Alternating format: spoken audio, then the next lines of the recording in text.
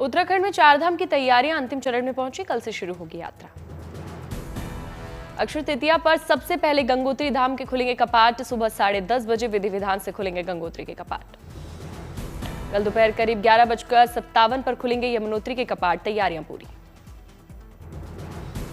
देवी गंगा की डोली अपने शीतकालीन प्रवास मुखवा से गंगोत्री धाम के लिए रवाना हुई। बड़ी संख्या में भक्त शामिल हुए।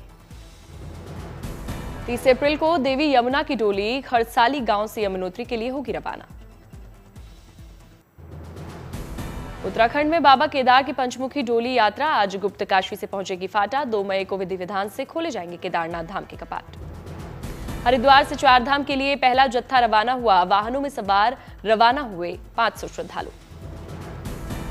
चारधाम यात्रा को लेकर श्रद्धालुओं में दिखा जबरदस्त उत्साह। भक्तों ने लगाए हर हर महादेव के नारे।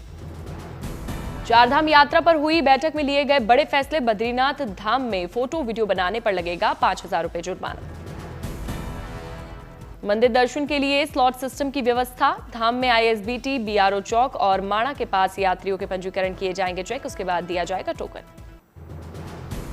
चुनिंदा दुकानदारों को ही प्रसाद बेचने की अनुमति दी गई। 13 भाषाओं में जारी हेल्थ एडवाइजरी के QR कोड को लगाने के निर्देश। होटल मालिकों को ऑक्सीजन कंसंट्रेटर अनिवार्य रूप से रखने के निर्देश। होटल कैपेसिटी के अनुसार यात्रियों को आगे जाने की अनुमति। भगवान श्री राम के करोड़ों श्रद्धालुओं से जुड़ी आई एक गुड न्यूज। भगवान श्री राम के मंदिर पर स्थापित की गई ध्वज दंड।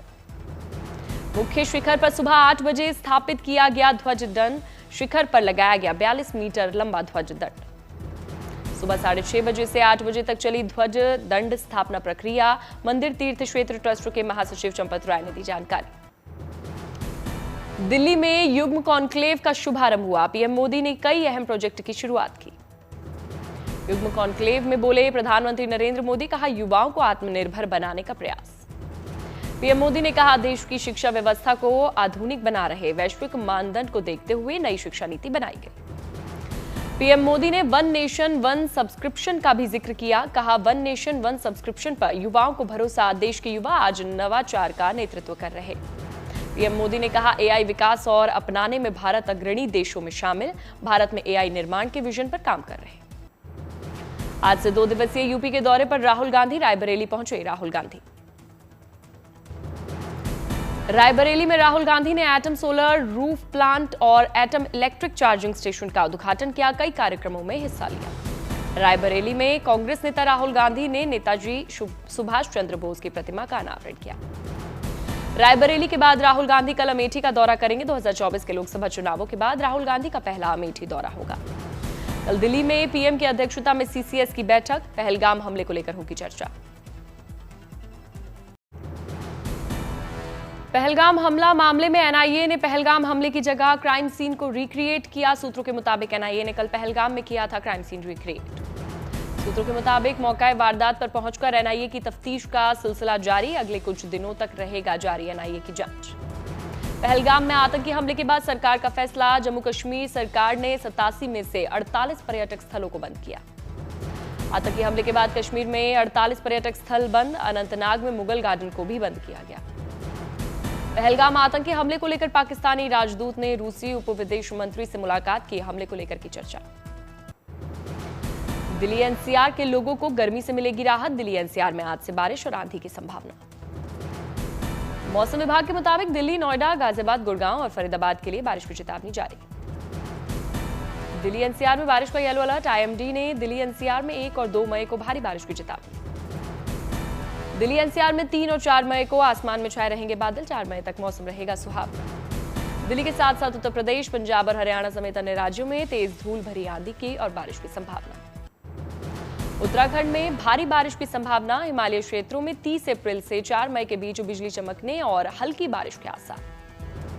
आज नागालैंड, मणिपुर, मिजोरम, त्रिपुरा, असम और मेघालय को भारी बारिश का अलर्ट जारी किया गया। कर्नाटक, आंध्र प्रदेश, तेलंगाना, केरल और तमिलनाडु में अगले 6 दिनों तक बारिश होने की संभावना। मध्य प्रदेश और छत्तीसगढ़ में भी 2 मई तक बारिश के आसार। ओडिशा में ओलावृष्टि और तेज बारिश की चेतावनी। बुंदेलखंड के झांसी का तापमान पहुंचा 42 डिग्री के पार। गर्मी से बचने के लिए लोग रहे हैं ठंडे पेय पदार्थों का सहारा। मदुरई के मीनाक्षी अम्मन मंदिर में चिथिराई उत्सव की रौनक देखने को मिली। ध्वजारोहण समारोह में बड़ी संख्या में शामिल हुए भक्त। ध्वजारोहण के दौरान मंदिर के मुख्य देवता देवी मीनाक्षी और भगवान सुंदरेश्वर की निकाली गई पालकी 15 दिनों तक चलेगा उत्सव। आगरमालवा के मां बगलामुखी मंदिर के दरबार में पहुंचे पूर्व क्रिकेटर हरभजन सिंह विधि विधान से की गई पूजा अर्चना। सहारनपुर में पिता की ट्रेनिंग से दंगल को तैयार बेटियां घर में अखाड़ा बनाकर दोनों बेटियों को सिखा रहे पहलवानी के दांवपेच। देवरिया को सीएम योगी ने 501 विकास परियोजना की सौगात दी। कई परियोजना का शिलान्यास किया। दिल्ली की सीएम रेखा गुप्ता ने नजफगढ़ नाले का निरीक्षण किया। नाले की साफ सफाई को लेकर दिए निर्देश। मुंबई के बीएमसी आयुक्त भूषण गगरानी ने मानसून से पहले वकोला नदी का निरीक्षण किया। बाढ़ को लेकर अधिकारियों के साथ किया मंथन। मुंबई के एक कॉलेज में पेंटिंग और कला प्रदर्शनी का आयोजन। छात्रों ने बनाए कई अनोखे पेंटिंग।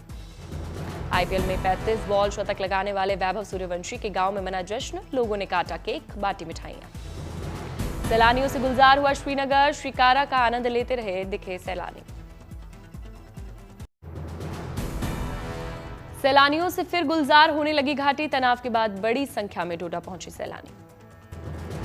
अगरतला में भीमराव अंबेडकर की 135वीं जयंती समारोह का हुआ समापन। सीएम मानिक साहा शामिल हुए। मुंबई में शिवसेना नेता संजय निरुपम ने लोकमान्य तिलक टर्मिनल का निरीक्षण किया। यात्रियों से सुविधाओं के बारे में जानकारी ली। अमरावती में वीआईटी एपी यूनिवर्सिटी में वी लॉन्च पैड 2025 का शुभारंभ। सीएम चंद्रबाबू नायडू ने की शिरकत। भुवनेश्वर में सीएम मोहन चरण मांझी ने भुवनेश्वर शहरी सहकारी बैंक के जमाकर्ताओं के लिए रिफंड कार्यक्रम की शुरुआत की। कहा, सभी क्षेत्रों में होगा विकास। श्री गुरु अंगद देव जी की गुरु पर्व के अवसर पर भव्य रोशनी से जगमगाया अमृतसर का गोल्डन टेम्पल। समारोह के दौरान आसमान में रंग बिरंगी आतिशबाजी की गई। पश्चिम बंगाल में दीघा जगन्नाथ मंदिर के भव्य उद्घाटन की तैयारी। मंदिर के आसपास रंग बिरंगी रोशनी से की गई भव्य सजावट। दीघा जगन्नाथ मंदिर में उद्घाटन से पहले अनुष्ठान शुरू। मुख्यमंत्री ममता बनर्जी आज महायज्ञ में होंगी शामिल। मुख्यमंत्री ममता बनर्जी कल अक्षय तृतीया पर दीघा जगन्नाथ धाम का उद्घाटन करेंगी। पूरी जगन्नाथ मंदिर की प्राकृतिक है दीघा में बना जगन्नाथ मंदिर। पश्चिम बंगाल सरकार ने 250 करोड़ रुपए की लागत से 20 एकड़ में बनवाया है जगन्नाथ मंदिर। राजस्थान के 800 से ज्यादा कारीगरों ने की नक्काशी। अहमदाबाद में